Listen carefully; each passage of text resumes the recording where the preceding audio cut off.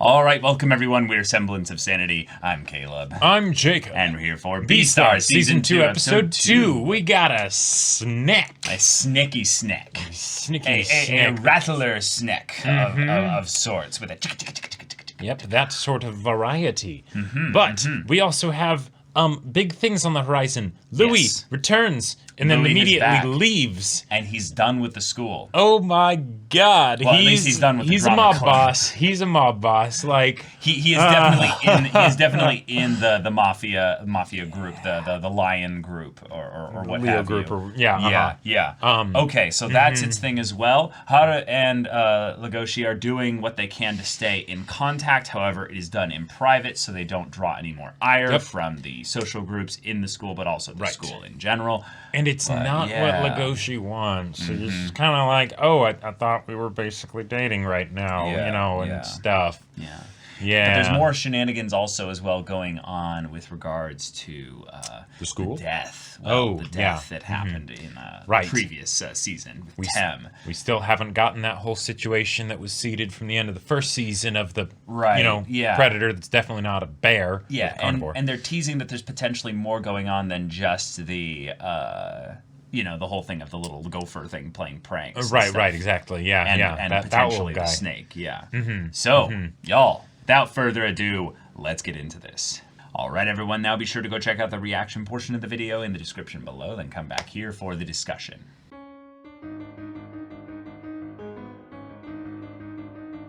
Oh my god. Wow. That was incredible. Okay. I love it. I love it. The council, really quick, just briefly go through that. Right. They have a little bit of issues right now where the herbivores are dictating a lot of the way things have to go because it seems like the leaders in the carnivore side of things with regards to schools that are looking for new Beastars, Cherryton being the one that is at the very least the one that's supposed to be deciding one by now, is probably intentionally not picking one because they're being forced to look for a herbivore rather than a carnivore. Well, and before it would have been no problem because Louis was the perfect Beastar candidate and he was a herbivore. Everyone would have been happy. Yep. But Louis gone now. And they don't want to do Juno necessarily because, she would be carnivore. The next candidate, but she's a carnivore, right? And, so there's some politicking that's going on that'll be rather interesting to get into. And if Louis solves the murder mystery, then Legoshi, that's another carnivore. Then that's another carnivore. It's literally also a gray wolf as well. Yeah. So this is really exciting because if Legoshi is asked to be the investigator from the student side of things, and this snake here, which we did get the name of. Hexeye, that's right. Hexeye, yeah. He might have info, but the thing is that he's such a passive observer. Right. And that no one necessarily even knows that he's there. He's the perfect security guard. Oh, yeah. He's ever present. His eyes see all. And the fact that he's like, okay. And he's like this humongous snake, so nothing could overpower him. Right. Now, I love that he's got the whole aesthetic of the Rattler, right? As like a thing that'll just be a cool character quirk and stuff like that, and it was a great way to build up to him and everything.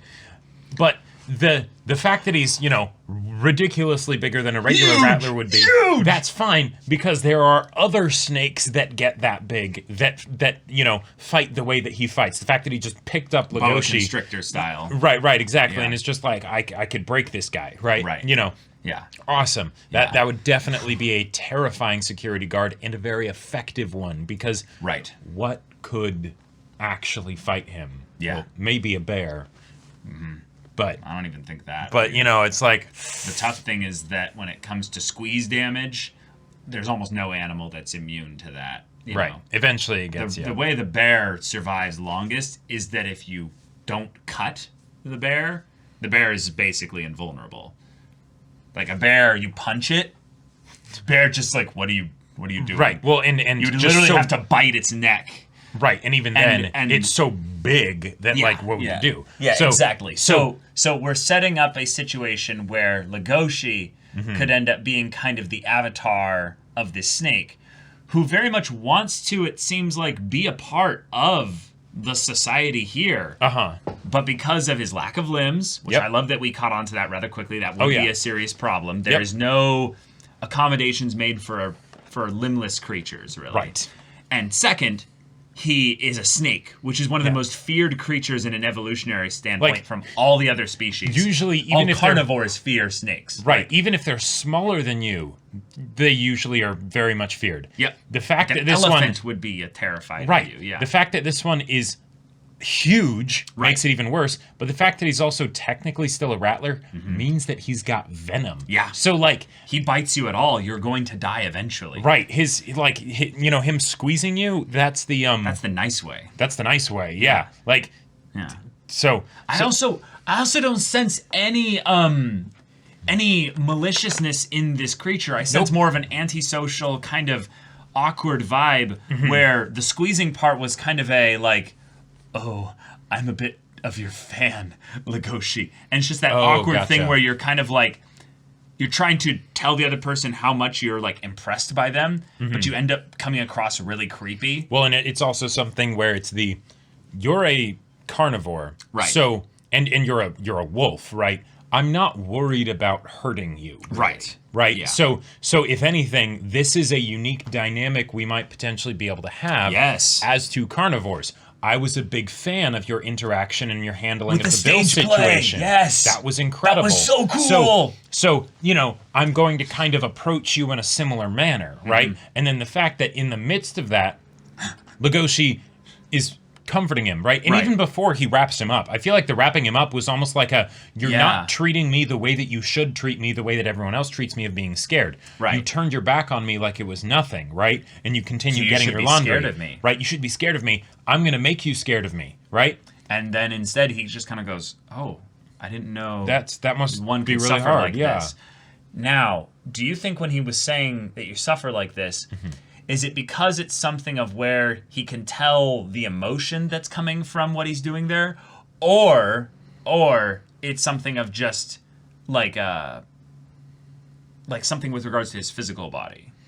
I think it's basically because of similar past experience, right? Oh, but then why was he touching him and feeling him being like, you must have suffered? I think it's because maybe it's because Legoshi felt a bit more, and this is conjecture going off of sure, yeah, you things just say it, say it, it's fine. But that Legoshi feels a lot more comfortable with this snake because in the same way that he wrapped him up in the coils and was like squeezing on him and stuff, Legoshi has constantly been in the reserved mode of I keep my hands and my claws close to my chest. I try not to let my teeth show too much. I hunch over my shoulders. And then here he's with somebody who is saying like, I could kill you, and he's like, okay. So this is the physical space you inhabit. Right. This is what it's like for you. Okay. Yeah, I know what it's like for me in my body. Right. There's no way you could restrain this kind of strength. Like you would have it on display no matter what you do. Right. Yeah. In that respect, you don't hide that other than by hiding yourself. Right. Yeah. If you were to interact with someone, you could not physically hide the sheer strength that you have. You literally got a rumor started at the school about some crazy monster. No, a student. Well, no, the six eyes. Oh, the six eyes. Yeah. Right. Just by being around. Yeah. At the dark, at night. Yeah. Let's be real. Lots of environmental factors adding up to it. For his own safety and also just peace of mind, Hexeye is living a very kind of antisocial kind of life. Yes. But that leads to opportunities where when people would encounter him, they would be quite scared. I mean, really scared. Oh, definitely. Yeah. I mean, even if I had, like, animal qualities, even if I was a wolf like Legoshi and stuff, and I saw this big ass snake, you'd be scared shitless. I'd be a bit like, yeah. And I think that's why the snake tried to reach out to him before Legoshi could see him. Was he was trying to basically say, hey, I want to interact with you. I'm going to follow you, which is creepy. Right. But it's his way of saying, this is the least creepy thing I can do, so that I can let you know that I need you to go to a lit space where I can come to you directly. And then in the laundry room, they had their little encounter here, and he drops the bombshell of, he's a security guard. Yeah. And not only is one he security guard at the school. He is the only security guard, which means the ultimate security guard. Right, but what I think that means, though, is that there's a possibility that he was a student that they couldn't really do anything with, so they're like, we're going to have you be a security guard because we understand your plight. But this boy, Hexeye, which we're not sure age-wise with anything with regards to Hexeye, because it's really tricky to tell because they're animals, right? I would assume he's an adult, just in general, like because he's so big. I'm guessing, yeah. But also with the way he spoke, there was a little bit of this like older kind of mentality, but with like slightly immature and social kind of dynamics. Right. Kind At the very least, he's not a first year. Right, like that's. Oh well, no, you know, definitely not. Yeah, but he could be like a third year or something. And I wouldn't be surprised because could also be because if he's being antisocial and everything, I wouldn't be surprised if he didn't actually go to classes, and then it's maybe the school has some special situation for him, some tutor or whatever. But even then, I could see it being potentially difficult to get through classes, and maybe he's held back a year. Who knows? I don't know. Maybe he's still working here after having graduated. You know. Yeah. Theme-wise, they did something this episode which was rather cool in going into the idea of what kind of things carnivores need a little bit of help with. Louis kind of brought up a little bit of that as well, with the idea that carnivores need this thing called forgiveness, in quotations. But that from Legoshi. We also know 100% that it was a carnivore that devoured Tem. Right. And we're pretty certain we know which carnivore it is, and when we got... Legoshi seeing Tem's diary, it seems to hint that it was someone in the drama club. Right. So that points it directly at who we thought it was. Yep. So Bear Boy. This is not going to be something where the audience is unaware necessarily who it is, I would say, for very much longer. Yep. And with murder mysteries and stuff, I feel like that generally is the better way to go. Yeah. Because even if it does end up being a surprise of like who the murderer is or whatever, the murder mysteries are about the people involved with the murder mystery, not the actual murderer, right? Because it's a lot harder to, sympathize and empathize and stuff with a murderer, Except I think we're going to. In this case, I think they're building in this case, we probably are, right? And both with the murderer, but then also with the people surrounding them, right? Exactly. Because the fact that he basically went to Tem and was like, "Hey, I need to talk with someone about this stuff," and it was just oh God, one horrible mistake probably. Right. And then I think that's exactly what happened with the friend, is that Tem was interacting with a carnivore, the one that probably devoured him. Yep.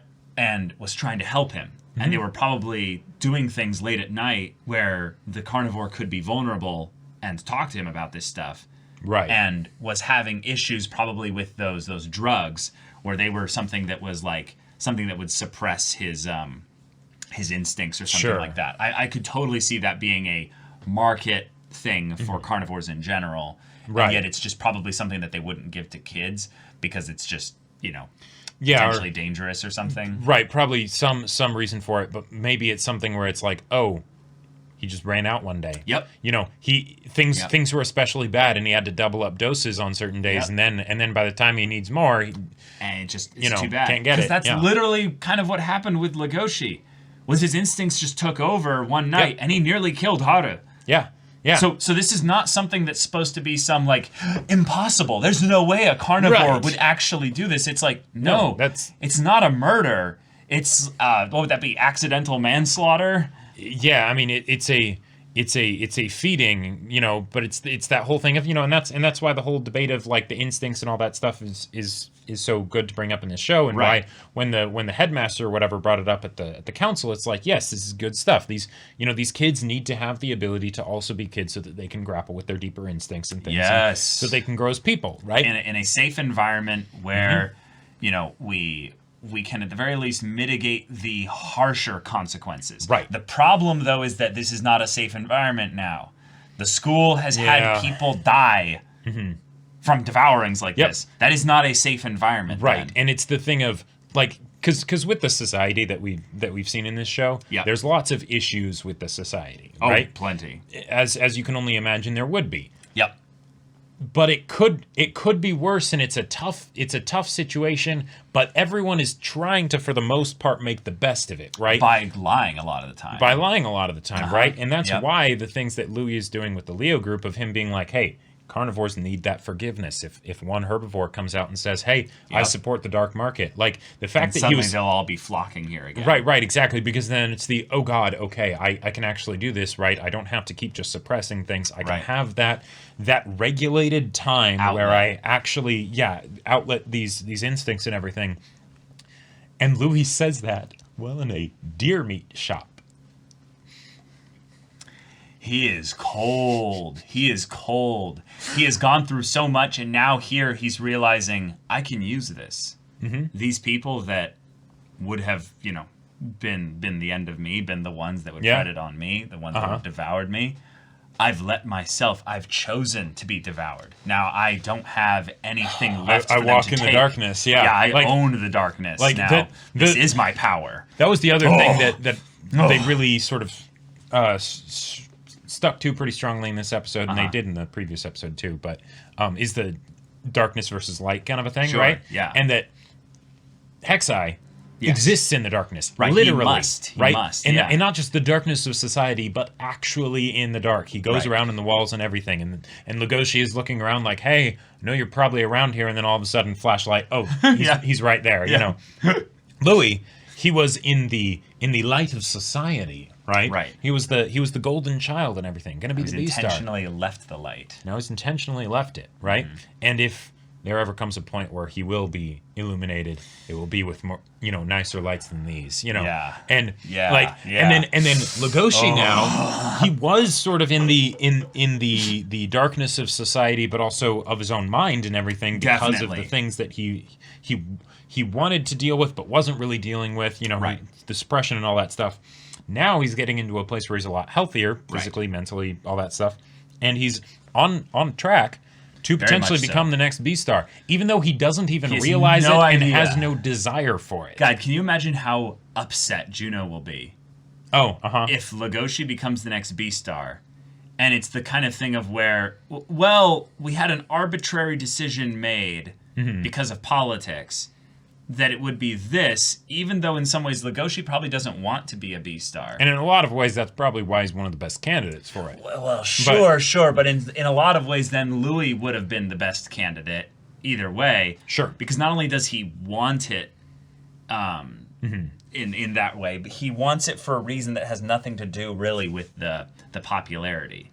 Is that he wanted to enact change. Like, he wanted to enact, like, dramatic change. And then, of course, there's that whole thing of his test in the first season where the mayor is like, no, we're covering this up. And he does go there eventually. Eventually. He doesn't at first, right? But then he does go there. Oh, Haru's already been saved. But then he, he does things. Oh my God, they're setting up so much potential good stuff here. And that ED was so good. Like the fact that So the first episode I don't think had that imagery. I don't believe so. No, and the idea that so Louis taking over the Leo group. Awesome. However, one of the things that is concern of mine, or was a concern of mine, is how do you keep Leo in the story, right? How do you God damn it. He has the Leo group now, but how do you keep Louis in the story, right? If he takes over the Leo group, it's very different. It's a different deal. He won't have as many characters to interact with. He's not going to come to the school and talk to Legoshi all the time, right? Of course not. That wouldn't make sense. But by introducing that some of these characters in the Leo group that serve under him might become actual characters, I love it, because it's more of that dynamic of the carnivore and the herbivore, right? And especially in the situation where the carnivores used to be the top dogs, even though they hate dogs, right? And now, all of a sudden, a deer is leading them. A deer that they almost ate, right? And a deer that they're very afraid of. Very afraid of, yeah. The idea that it's just like, you thought of me as a big juicy steak, didn't you? Yeah. I love that transition because Jacob's right. There's no way he shot the driver. But But it very much made me think that he almost did. He would have been okay with it. Yeah. Right? You know, it's the if this display wasn't enough. Yeah. For the lion, he might as well have shot him there just to prove a point. He didn't kill him, but he pointed the gun at him and Yeah.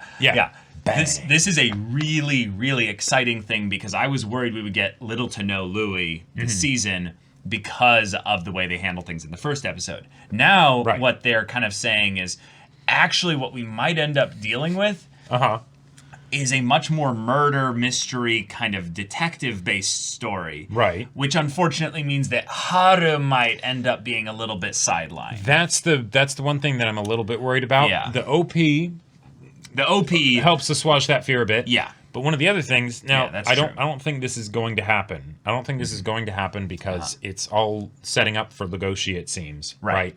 But what if, because Legoshi is close to Haru, if they both end up working the murder mystery, right? And then she actually ends up either figuring it out or becoming the Beastar. Everyone gets their herbivore Beastar. She's not in the drama club, though. That's true. I feel like recruiting the drama club is the safer way to do this. But because if one of them's the killer, no, that's the point. Is that I think personally that we're gonna find out that it's the bear or whatever that guy is. That's the one drama club member that they keep only showing the nose and they've below. Never actually told us the name or anything like that. Yeah, it's totally him. But if that's the case, then I really think my drug theory is right, and it's just a question of whether or not he'll just confess on his own and be like, please. Sure. I'm trying. And then what does Legoshi do?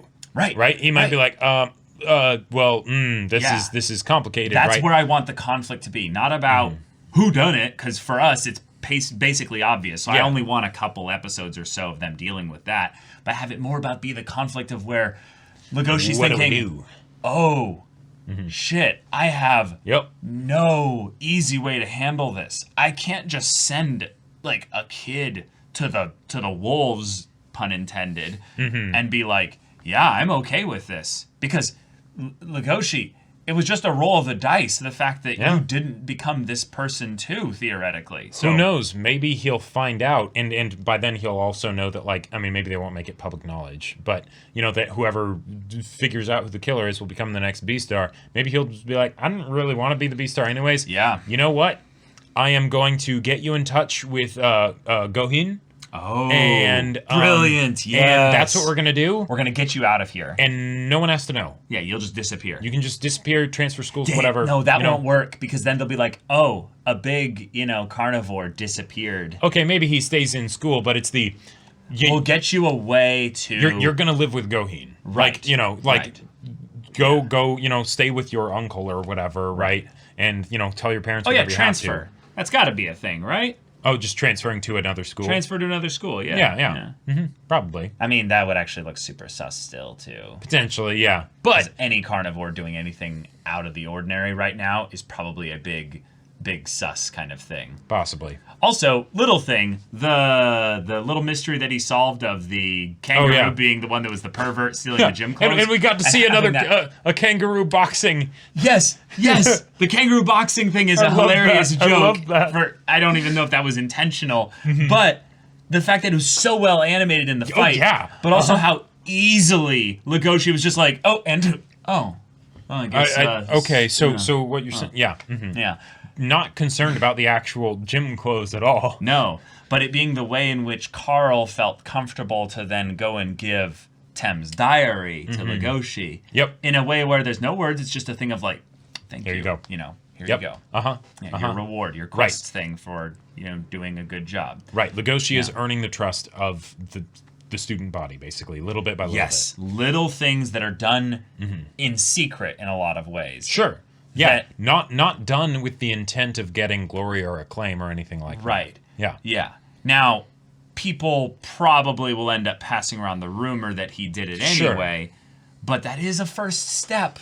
That is a first step. And this is something that I mentioned back in season 1, this show is not called Beastar, it is called Beastars. Exactly. And so... Yeah. In fact, all the main characters in some ways show that quality of being a potential Beastar. Like, that is kind of, I'd say, the point of all the main characters that they've kind of given focus to, for the most part, is that they all have that intrinsic special nature where they're desiring for something more than just their own selfish needs to be met. Sure. So, and one of the things that I think is really cool about this is that how much of what's happening right now is because of other people that were at the school, like Louis, like Tim, right? That's true. You know, the fact that Legoshi is doing this, even if Louis doesn't end up being the next Beastar, right? Yeah. The confrontation that they had about Haru and things like that, it got totally. Legoshi to get to the point where he's like, okay, what do I actually believe in? I've got to use this strength that I have for good somehow, to protect people, to whatever. And now we're going down this path. Here we are. Okay. Yep. I really want this to be a thing where Legoshi has to help a carnivore who's dealing with their aggression in a way that's less healthy than the way Legoshi's been handling it. Right. And that would be a really cool storyline just in general. But y'all, thank you so much for watching this episode's reaction and discussion. If you want to see the next episode's reaction and discussion right now, though, go check out the link in the description below for our Patreon. You can get on early access there. You can watch full-length timer reactions there. And all this comes with Discord access, so you can chat with us in the community there about this show, about anime in general. And also be sure to check out our Twitch channel. We stream every weekday. The info's in the description. Yeah, so if any of that interests you, we'll see you there. But until then, we're Semblance of Sanity. I'm Caleb. I'm Jacob. And we'll see you all next time.